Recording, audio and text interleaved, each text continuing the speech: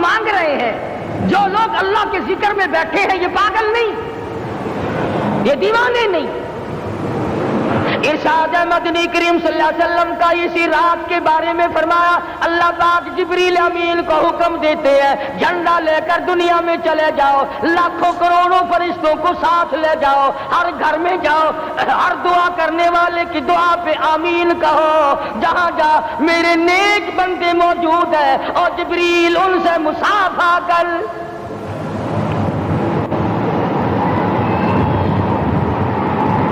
قسم کا آدمی آج بھی محروم ہے, مرد بھی عورتیں بھی کان کھول کر سن لیں.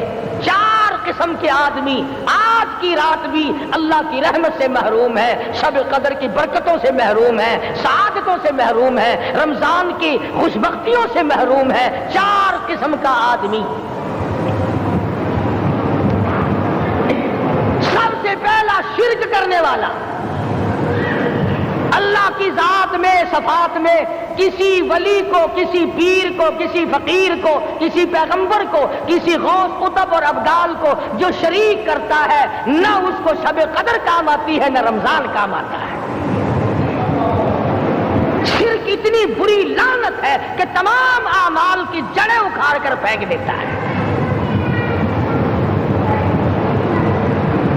آج مسلمان چلاک بڑے ہیں, اگر ہندو پتھر کا بت بنا کر پوجے تو وہ تو کافر ہے, اور مسلمان قبر بنا کر پوج لے تو وہ پکا مومن ہے. الف لام میم سے لے کر والناس تک سارا قرآن پڑھو, ترجمے چھپے ہوئے ترجموں کے قرآن پڑھو. فرمایا لا تشرک باللہ, اے ماضی اللہ کی ذات و صفات میں کسی کو شریک نہ بنانا. ان قتلت او حرقتا, یہاں تک کہ تجھے چاہے جلا دیا جائے یا قتل کر دیا جائے, جلا کر خاک کر دیا جائے, اللہ کی ذات صفات میں کسی کو شریک نہ بنانا. اور یہی مفہوم ہے لا الہ الا اللہ محمد الرسول اللہ صلی اللہ علیہ وسلم کا. فاران کی چوٹیوں پہ کھڑے ہو کر کالی کملی والے صلی اللہ علیہ وسلم نے جو سب سے پہلا خطبہ دیا, جو سب سے پہلا نرالا خطبہ دیا, وہ یہی تھا لا الہ الا اللہ, اللہ کے سوا معبود کوئی نہیں, پوجا کے قابل کوئی نہیں, نظر نیاز کے قابل کوئی نہیں, حاجت روا کوئی نہیں, مشکل کشا کوئی نہیں, تیری میری فریاد سننے والا کوئی نہیں, ایک اللہ کی ذات ہے.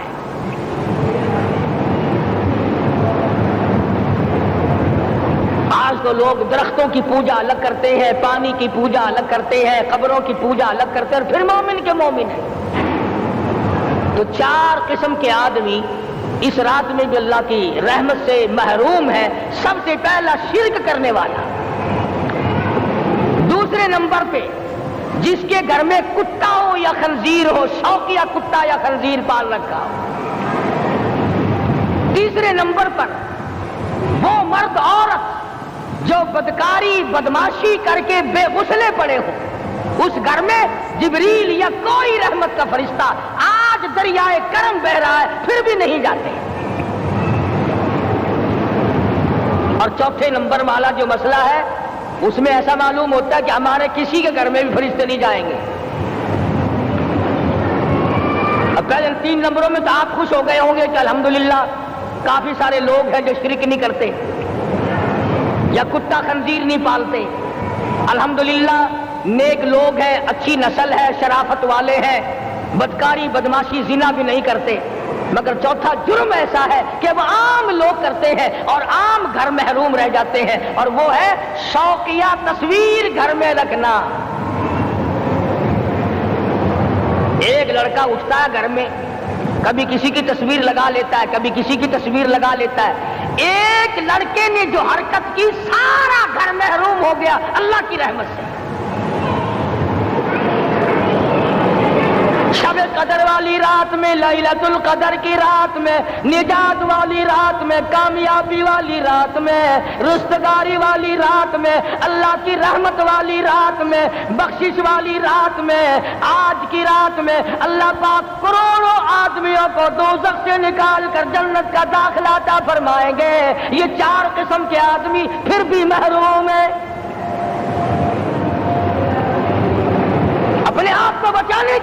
کرو عام رحمت برسے، پھر بھی اگر محروم رہ جائے کتنی بری بات ہے۔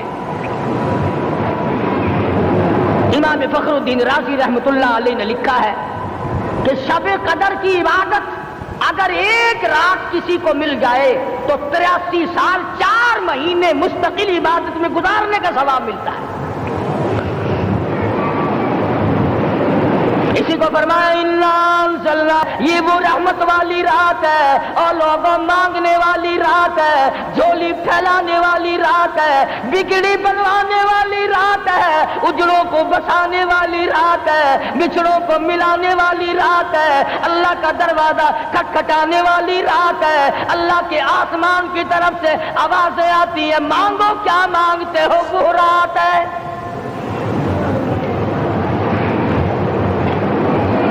اب نبی کریم صلی اللہ علیہ وسلم کی زبان مبارک پر اگر کوئی یقین نہ کرے تو اس کا کیا علاج ہے؟ صحابہ کرام کو تمام چیزوں پہ یقین تھا، اس لیے قرآن نے ان کی گواہی دی، اذ جاءوکم من فوقکم ومن اسفل منکم واذ زاغت الابصار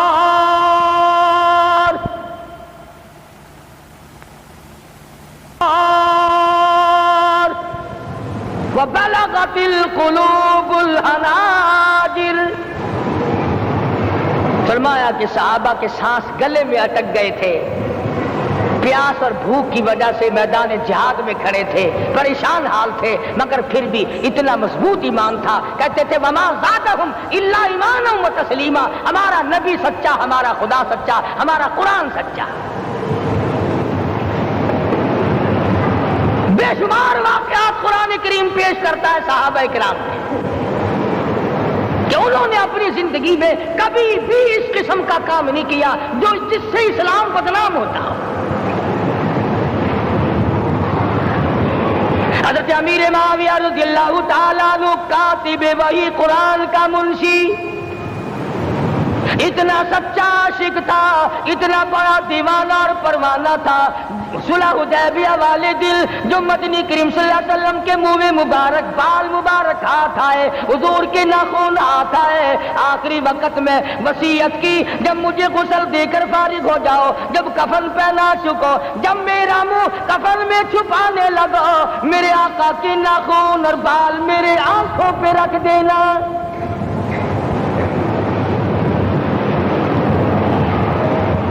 اس قدر جذبہ تھا ان حضرات میں، اور نماز کبھی کسی صحابی نے قضا نہیں کی۔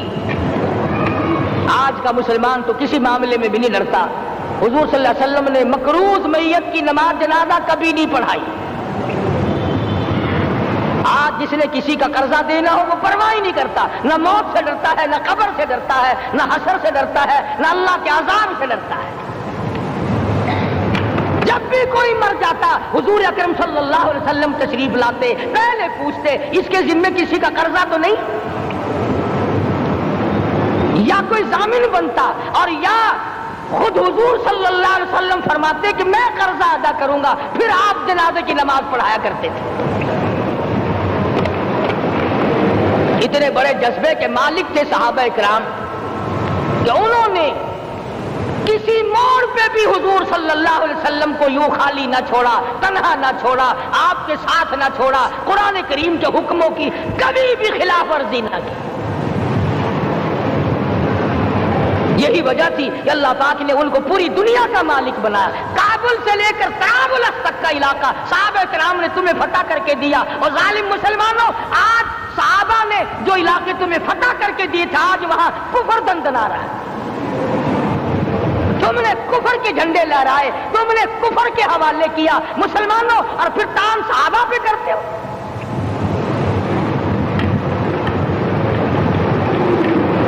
آج کی رات کے بارے میں قرآن کریم فیصلہ کرتا ہے، فرمایا لیلۃ القدر خیر من الف شہر،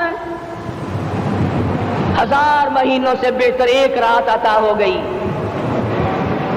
اللہ کے لاڈلے نبی حضرت محمد الرسول اللہ سب کا جو صلی اللہ علیہ وسلم کو رنج ہوا، میری امت کی عمریں کم ہیں، پہلی امتوں کے لوگ بازی لے جائیں گے، ان کی نیکیاں بڑھ جائیں گی۔ اللہ پاک نے فرمایا میرے محبوب غمزدہ نہ ہو، پریشان نہ ہو، میں نے تیری امت کو ایک رات ایسی دے دی جو 1000 مہینوں سے بہتر ہے۔ مگر آج کی رات میں کون سے سینما بند ہو گئے؟ آج کی رات میں لوگوں نے کون سا جوا کھیلنا چھوڑ دیا؟ آج کی رات میں کون سے لوگوں نے روزے رکھ کر عبادت میں نیت باندھ لی؟ الحمدللہ نیکی کرنے والوں کی بھی کمی نہیں، مگر بغاوت کرنے والوں کی بھی تختے زمین پہ کمی نہیں۔ خدا کہتا مانگو کیا مانگتے ہو؟ ہم کہتے ہیں نہیں، ہمیں ضرورت ہی نہیں۔ فرمایا تنزل الملائکۃ والروح فیہا بإذن ربہم من کل امر سلام۔ جبریل آسمان سے آئے، کروڑوں لاکھوں فرشتے آئے، عرش عظیم کو چھوڑ کر فرشتے تیری عبادت کو دیکھنے آئے، بیت المعمور کی عبادت کو چھوڑ کر فرشتے تیری دعا پہ آمین کہنے آئے، تو سویا ہوا ہے۔ ایک ہی فکر ہے کہ مجھے عید کے لیے جوتے لانے ہیں، کپڑے سلوانے ہیں، فلاں چیز کرنی، اور یہ فکر نہیں کہ ایسا نہ ہو اگر رمضان میں میری نجات نہ ہوئی تو میں مارا جاؤں گا۔ اس کی ذات بڑی بے نیاز ہے، وہ جب کسی کو نوازتا ہے تو یوں ہی نوازتا ہے۔ اللہ اکبر۔ ساری ساری رات رونے والے لوگ، فرمایا والذین یبیتون لربہم سجدا وقیاما، وہ لوگ کامیاب ہیں جن کی راتیں سجدوں میں بیت گئی۔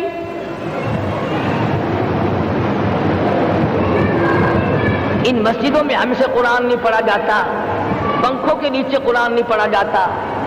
مولانا حسین احمد مدنی اور حضرت شیخ الہند رحمت اللہ علیہ نے قاہرہ کے جیل خانے میں 18 سیر مکئی پیستے پیستے خدا کا قرآن پڑھا۔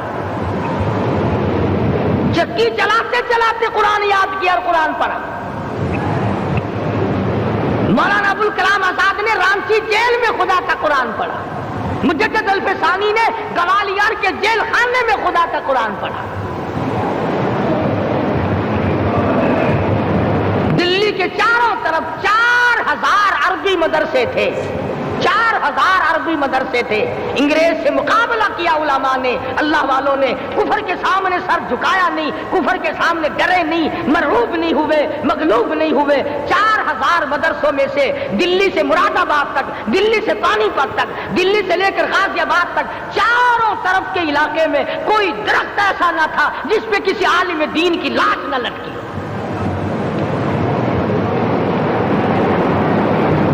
اسلام کی حفاظت بابو نے نہیں کی، اسلام کی حفاظت انگریزی خانوں نے نہیں کی، بوریہ نشینوں نے کی ہے، مسجد میں بیٹھنے والوں نے کی ہے، لوٹے سے وضو کرنے والوں نے کی ہے، سوکھے ٹکڑے کھانے والوں نے قرآن کی حفاظت کی ہے، انگریزی خانوں نے نہیں کی ہے۔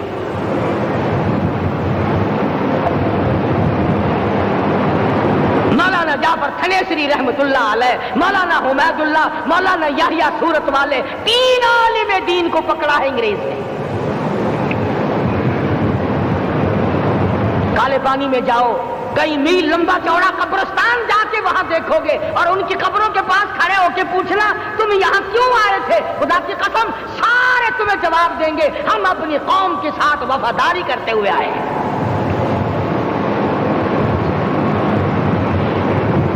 پیروں میں بیڑیاں ہیں، چابک مارے جا رہے ہیں علماء دین کو۔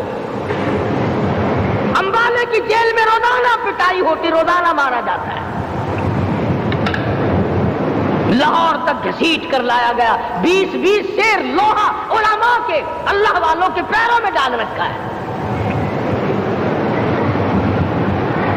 تم نے تو صرف یہی سوچا ہے نا کہ کوئی مر جائے گا تو چھولوں پہ بیٹھ کے قرآن پڑھیں گے، نہیں نہیں، اللہ والوں نے پیروں میں بیڑیاں پہن کر قرآن پڑھا، ہاتھوں میں ہتکڑیاں پہن کر قرآن پڑھا، چابک اور کوڑوں کی سائے میں قرآن پڑھا، تلوار کی نوک پہ قرآن پڑھا۔ مولانا جعفر تھنیسری رحمت اللہ علیہ فرماتے ہیں کہ ہم تینوں کو پھانسی کا حکم دے دیا انگریز نے، تو جو پروانہ لے کر آیا ہم بڑے خوش ہوئے، اچھلنے لگے، کودنے لگے کہ لو بھائی اللہ پاک نے شہادت کا انتظام کر دیا۔ فرمایا وَلَا تَقُولُوا لِمَن يُقْتَلُ فِي سَبِيلِ اللَّهِ أَمْوَاتٌ بَلْ أَحْيَاءٌ وَلَٰكِن لَّا تَشْعُرُونَ۔ جو میری راہ میں مارا گیا، جو میرے نام پہ مارا گیا، اسے تم مردہ نہ کہو، اس کی زندگی کی تم تمیز کر ہی نہیں سکتے۔ میرے نام پہ مرنے والا، میرے قرآن پہ مرنے والا، میرے دین پہ مرنے والا اور میرے نام پہ سر کٹانے والا، حدیث میں آتا ہے قیامت کا میدان ہوگا، شہیدوں کی جماعتیں آئیں گی، اللہ پاک شہداء کو فرمائیں گے جاؤ ہم نے تمہیں جنت دے دی، شہید کھڑے ہیں، آواز آئے گی جاؤ ہم نے تمہیں حوریں دے دی، شہید کھڑے ہیں، آواز آئے گی جاؤ ہم نے تمہیں سرخ یاقوت کے مکان دے دیے، شہید کھڑے ہیں، جاؤ ہم نے تمہیں سبز یاقوت کے مکان دے دیے، شہید کھڑے ہیں، جاؤ ہم نے تمہیں سونے چاندی کی اینٹوں والے مکان دے دیے، شہداء کھڑے ہیں، جاؤ ہم نے تمہیں مشک و عنبر زعفران کے گارے کے بنے ہوئے مکان دے دیے، شہید کھڑے ہیں۔ اللہ پوچھے گا مانگو کیا مانگتے ہو؟ عرض کیے گے الہی جنت نہیں چاہیے، حور نہیں چاہیے، جنت اور شہد اور دودھ کی نہریں نہیں چاہیے، تیرے نام پہ سر کٹانے میں جو مزہ آیا وہ جنت میں کہا ایک مرتبہ اور پیدا کر دے، پھر تیرے نام پر تیرا نام لوں چھری چلے، تیرے نام پہ بار بار ذبح ہونے میں جو مزہ آیا ہم تو صرف وہی مانگتے ہیں۔ اور خود سرکار مدینہ سب کہہ دو صلی اللہ علیہ وسلم نے فرمایا کہ مجھے اللہ کی راہ میں 100 مرتبہ ذبح کیا جائے، 100 مرتبہ زندہ کیا جائے، میں پھر بھی لا الہ الا اللہ محمد رسول اللہ کی توحید کی تبلیغ سے میں پیچھے نہیں ہٹوں گا۔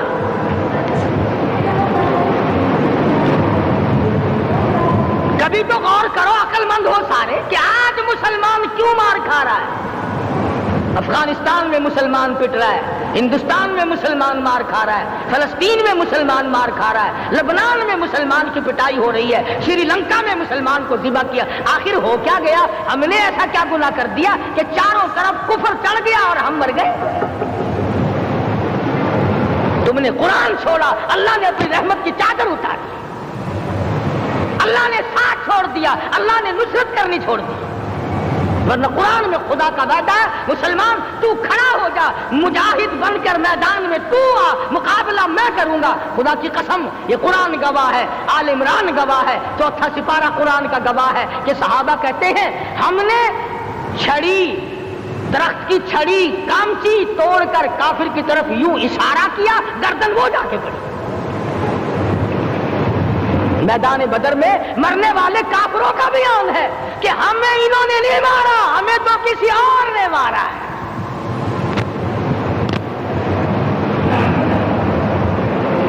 ایک دن مکہ مکرمہ میں امیہ ابن خلف اپنے گھوڑے کو پانی پلا رہا ہے، اللہ پاک بیت اللہ کی ہر مسلمان کو زیارت نصیب فرمائے۔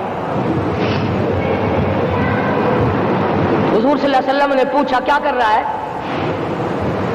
کہنے لگا گھوڑے کو پانی پلا رہا ہوں، تیار کر رہا ہوں گھوڑا، نعوذ باللہ اس پہ چڑھ کر تجھے قتل کروں گا۔ کس کو کہتا ہے؟ محمد عربی صلی اللہ علیہ وسلم کو دھمکی دیتا ہے، مکے کا چودھری، مکے کا سردار، مکے کا ایک رئیس امیہ بن خلف سرکار دو جہاں حضرت محمد رسول اللہ صلی اللہ علیہ وسلم کو دھمکی دیتا ہے میں اس گھوڑے پہ چڑھ کر تجھے قتل کروں گا۔ حضور صلی اللہ علیہ وسلم نے جواب بن ارشاد فرمایا انشاءاللہ میں ہی تجھے قتل کروں گا، میں ہی تجھے قتل کروں گا۔ بات آئی گئی ہو گئی، میدان بدر میں امیہ حضور کے سامنے آیا، ایک جال کے درخت کی پتلی سی چھڑی تھی، حضور صلی اللہ علیہ وسلم نے اس کے کندھے پہ مار دی، امیہ بن خلف کے کندھے پہ جال کی چھڑی مار دی پتلی سی۔ یوں لکھا کتابوں میں گدھے کی طرح رینگتا تھا، چیختا تھا، چلاتا تھا، ہائے مر گیا، ہائے مر گیا، تباہ ہو گیا، برباد ہو گیا۔ کافر کہنے لگے بے غیرتی، لوگوں کے گلے کٹے پڑے ہیں، وہ تو شور نہیں کرتے، تجھے ذرا سی چھڑی لگی ہے تو شور کر رہا ہے۔ سب کی توجہ ہے میری طرف، آپ سب کا دھیان ہے، بات سمجھ میں آ رہی ہے؟ امیہ کو کافروں نے غیرت دلائی، وہ کہنے لگے شرم کر، شور مچا رہا، گدھے کی طرح رینگ رہا ہے، بازو کٹے پڑے ہیں، گلے کٹے پڑے ہیں، وہ تو اس طرح کا شور کرتے نہیں، تجھے کیا ہوا؟ خدا کی قسم، تھا تو کافر، تھا تو ظالم، تھا تو مکے کا چودھری، مگر بات بڑی پتے کی کہی، بات بڑی پتے کی کہی۔ کہنے لگا مجھے غیرت دلانے والوں، کسی کو بلال نے مارا، کسی کو فاروق نے مارا، کسی کو صدیق نے مارا، کسی کو طلحہ زبیر نے مارا، کسی کو عبد الرحمن بن عوف نے مارا، کسی کو علی مرتضی نے مارا، تمہیں کیا معلوم ہے مجھے مدینے والی سرکار نے مارا ہے؟ اور کہنے لگا اگر میرا دکھ سارے مکے پہ تقسیم کر دو، جتنی تکلیف مجھے ہو رہی ہے اگر میری تکلیف کو سارے عرب پہ تقسیم کر دو، امیہ کہتا ہے تمہارے جگر پھٹ جائیں گے، تم تباہ ہو جاؤ گے، مجھے اتنی تکلیف ہو رہی ہے کہ مجھے حضور کے ہاتھ سے چھڑی لگی ہے، میں حضور کا مارا ہوا ہوں۔ کافر کو تو پتہ چل گیا کہ مجھے چھڑی کس کے ہاتھ سے لگی ہے۔ کبھی ہم نے بھی سوچا کہ اگر قیامت کے دن حضور صلی اللہ علیہ وسلم نے ہمیں جواب دے دیا تو ہم کہاں جائیں گے اور ہمارے لیے کون سا راستہ بنے گا؟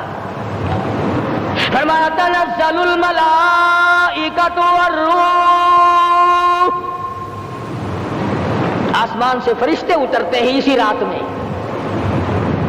تمہاری دعاؤں پہ آمین کہنے کے لیے، تمہارے آنسوؤں کو دیکھنے کے لیے۔ حدیث میں آتا ہے جہنم کے انگاروں کو سمندر کا پانی نہیں بجھا سکتا، دریا کا پانی نہیں بجھا سکتا، ندی نالوں کا پانی نہیں بجھا سکتا، آنکھوں کا پانی بجھا سکتا ہے۔ جہنم کے انگاروں کو آنکھوں کا پانی بجھا سکتا ہے، جو خدا کے خوف سے آنسو نکلے گا اس سے جہنم کی آگ بجھ جاتی ہے۔ فرمایا اس رات میں اترتے ہیں فرشتے تمہاری عبادات کو دیکھنے کے لیے، اور خود اللہ جل شانہ آسمان دنیا پر نزول اجلال فرماتے ہیں اور آواز لگاتے ہیں میرے بندو اپنی مصیبتوں کا سوال کرو، میں آج پورا کروں گا۔ تو دین جن کی سمجھ میں آیا میں ان کی بات کر رہا تھا، مولانا جعفر تنیسری رحمت اللہ علیہ اور یہ تینوں بزرگ خوش ہو گئے، اللہ پاک نے شہادت کا انتظام کر دیا۔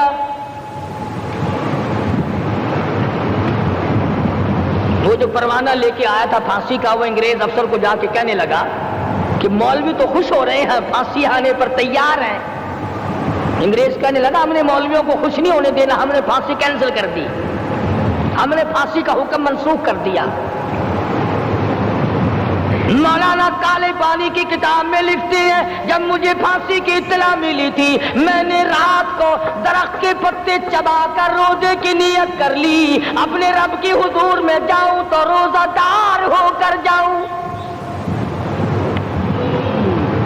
یہی ہے وہ لوگ جن کے بارے میں کہتا ہے لے پھرتی ہے بلبل چونچ میں گل،